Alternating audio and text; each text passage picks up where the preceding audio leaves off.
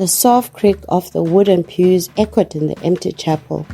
Sister Thandeka, dressed in her simple habit, knelt on the cold stone floor, her hands clasped tightly in prayer. Her lips moved silently, reciting the familiar words of devotion, her eyes locked on the flickering flame of a single candle. Sister Thandeka had always believed that her purpose was clear: to serve God and her community, to help the sick and the needy. But lately her prayers felt different, as if something in the air had changed. Weeks had passed since her last vision, since she had felt the warm, comforting presence of the divine. Her powers, once seen as a blessing from God, now seemed to weigh heavily on her. A faint knock broke the silence, and the worn wooden floors of the chapel creaked open. "Sister Thandeka," a familiar voice whispered from the entrance. It was Sister Zandile, an older nun with a weathered face and deep-set eyes that spoke of years of devotion. She held a candle in her hand, the flame dancing in the slight breeze from the open door. "You are needed in the infirmary. It's urgent." Thandeka rose slowly, her legs stiff from kneeling. The flicker of doubt gnawed at her heart, but she pushed it aside. Her community needed her. The infirmary was dim, the orange glow of the fire casting long shadows across the rough stone walls. Thandeka's heart clenched as she approached the last bed in the corner. There, a child lay still, her breathing shallow and uneven. Beside her, a woman knelt, sobbing softly, her hands clasped together in a desperate prayer. "Please, Sister Thandeka," the woman begged, her voice hoarse from crying. "Save my child. You are our only hope." Thandeka's powers were known throughout the village. Though the church discouraged speaking too openly about them, the community whispered of miracles, of children healed, lives saved, and the dying brought back from the brink. She had performed this act so many times, yet each time the weight of it felt heavier. Was this truly the work of God? Was she really a chosen instrument of divine will?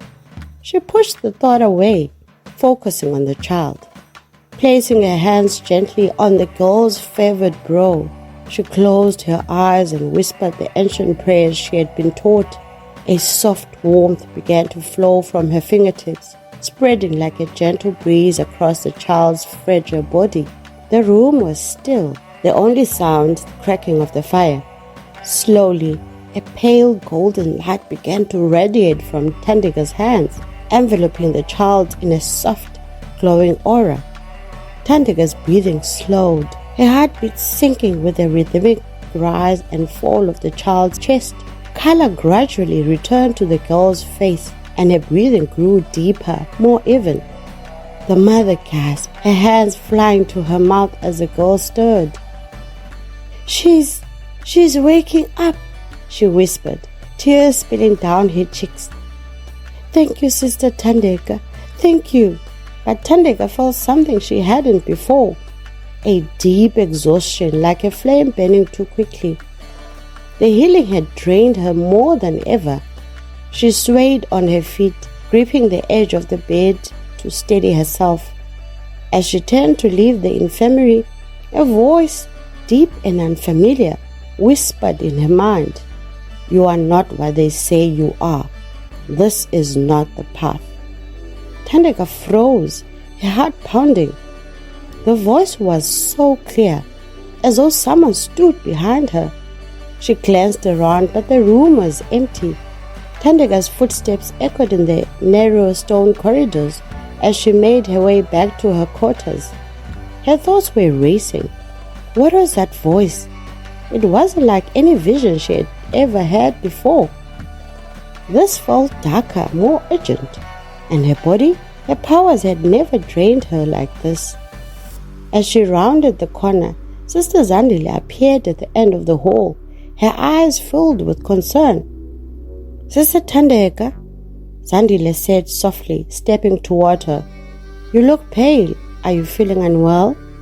Thandeka shook her head. No, I'm just tired. But that wasn't the truth. There was something else, a deep unease that sat heavy in her chest. I need to pray. Maybe that will clear my mind. Zandile's brow furrowed, but she nodded and watched as Thandeka continued down the hall. She turned toward the chapel, but her feet carried her in a different direction, toward the old archives, a place rarely visited by anyone in the monastery. Beneath the chapel, hidden behind a heavy wooden door, was the monastery's archive, a place where old records, books, and relics of the church were stored. The room was really disturbed. Thandeka wasn't sure why she was there, only that something was drawing her in. She stepped inside, the scent of the old parchment and dust filling the air. The room was dim, lit only by a small lantern she carried. Her eyes scanned the shelves, taking in the countless books and scrolls, many of which had not been touched in years. As she moved deeper into the room, her fingers brushed against the spine of an old leather-bound book. The cover was worn, the title barely visible, but the crest of the church was unmistakable. Thandeka's pulse quickened as she pulled the book from the shelf and opened it. It was a journal written in careful script. The few pages seemed ordinary, accounts of religious ceremonies, records of past sisters who had served in the monastery. But as she turned the pages, the entries became stranger. The journal spoke of rituals, forbidden practices that had been hidden from the public. These were not the teachers she had grown up with, but rather something darker. The church had been involved in experiments, searching for those with gifts like hers, but it wasn't to honor God. It was for control. The journal's final entry was incomplete, but the last few lines made her blood run cold. They will come for me soon. I know too much. They cannot let the secret escape. Her hands trembled as she closed the book, her mind reeling. Everything she believed in, everything the church had taught her, was built on lies. Suddenly, the faint sound of footsteps echoed from the corridor outside.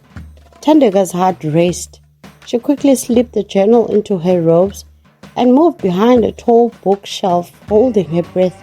The door creaked open, and two figures stepped inside, their faces obscured by shadows. She's getting too close, one of them muttered.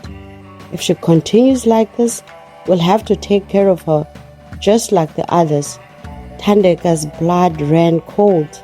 The second voice spoke, softer but more familiar. Sister Zandile. Don't worry, Zandile said in a harsh tone. She doesn't suspect a thing. Not yet. But if she gets any closer, we'll handle it. Thandeka pressed her back against the stone wall, her heart pounding in her chest. Sister Zandile, her trusted friend. The betrayal hit her like a wave, leaving her breathless. She had trusted these people, but now it was clear she was alone. The figure's footsteps faded into the distance, and the room felt silent once more. Thandeka slowly emerged from her hiding spot, her mind racing. She couldn't trust anyone, not the church, not her sisters. The church was hiding something far darker than she had ever imagined, and now they were coming for her.